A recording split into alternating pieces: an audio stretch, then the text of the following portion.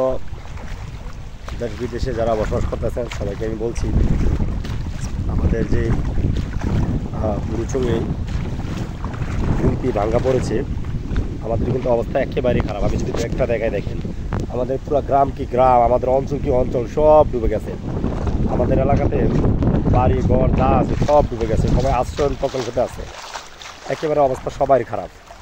তো আসলে এতে করে আসলে এখন যে পানি আসছে, হয়তো বন্যার এখন পরিস্থিতিটা তাদের কাছে সবার কাছে একটা মানিয়ে নেবে, কিন্তু পরবর্তী সময় হয়তো তাদের আরও ঝামেলা পোহাতে হবে।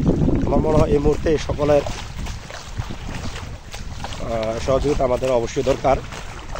গ্রামের প্রতিটা মানুষেরই কিন্তু বাড়ি ঘর যা আছে সব ডুবে গেছে, রাস্তাঘাট। আমি যদি মানে কোনো রাস্তা বাদ নাই, এক কথা কোনো রাস্তায় বাদ নাই, সব রাস্তা কিন্তু আসলে ডুবে গেছে।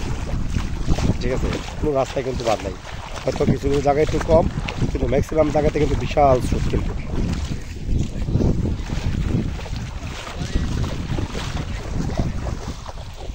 দেখেন পুরো অঞ্চল বুঝতে হচ্ছে আমাদের গ্রাম।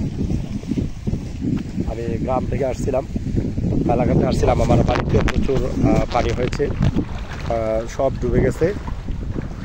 আমি আমার বাচ্চা দুইটা আছে, শ্বশুর ভাই, আমার শাশুড়ি, সবাই আপনারাও জানেন যে অনেকে দেখাশোনা করে উনি। তো হয়তো একটু পরে তাদেরকে নিয়ে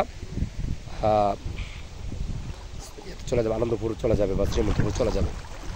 আর আমার আম্মাকে আমি দিয়ে আসছি আমাদের ইয়াতে স্কুল, যে স্কুলের যে আশ্রম প্রকল্প করা হয়েছে সেখানে দিয়ে আসছি।